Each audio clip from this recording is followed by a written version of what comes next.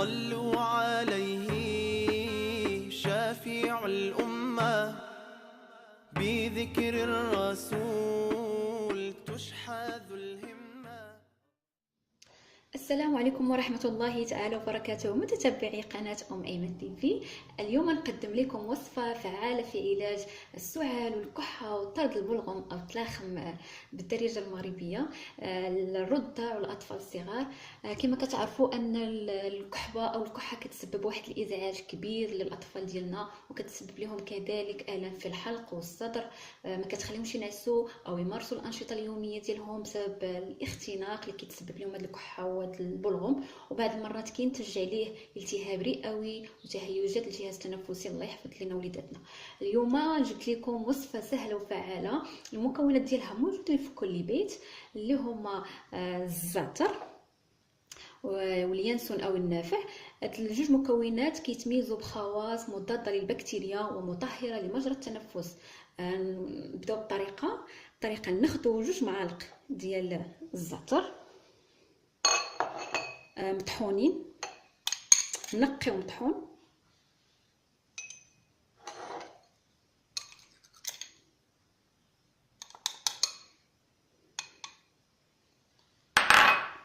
كذلك 2 معالق من النافع او اليانسون حتى هو مطحون، 2 معالق كبار.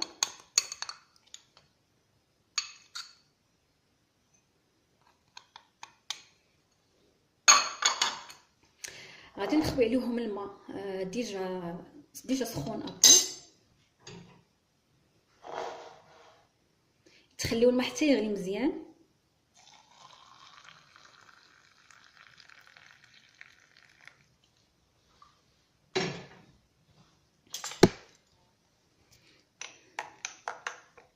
حركوا مزيان.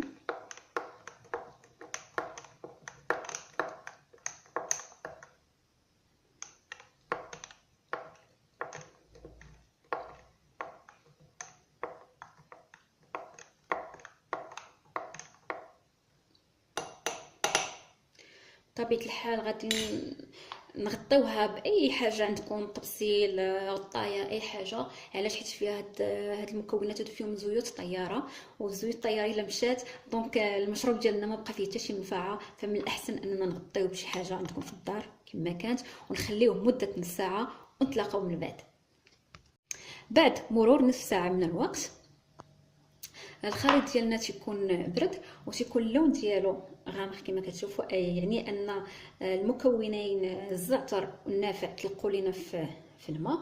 بالنسبه للاطفال الصغار اقل من سنه فيمكن لينا نصفيو الخليط ديالنا، وداك الماء اللي بقى عندنا بطبيعه الحال الاطفال الصغار ما غاديش يقدروا يشربوه، حيت يكون فيه شويه ديال الحروريه. الزعتر كيطلق فيه، كتكون تيولي المذاق ديالو حار. فممكن تشدي ملعقه من هذا المحلول هذا وتضيف فيه نصف كاس عصير من الليمون. هذه حيله تخلي الوليدات ديالك يشربوا الدواء. تعطيه نص كاس في الصباح ونص كاس في العشيه، ما فيها بس تعطيه حتى 3 مرات في اليوم.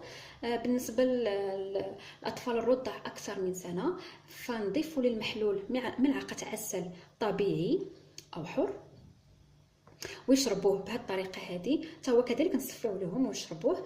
يمكن لكم كذلك تحتفظوا به في الثلاجه لمده 3 اشهر، ما كيوقع ليه حتى شي حاجه، ومنين تحتاجوه كترجعوا ليه.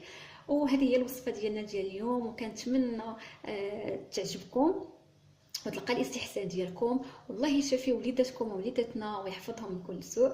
وما تنسوش تدعموني وتشاركوا في القناه وتفعلوا الجرس باش توصلوا بالجديد من الوجبات الغذائيه الصحيه للاطفال والوصفات العلاجيه الطبيعيه كذلك. وشكرا على المشاهده والى اللقاء، مع السلامه.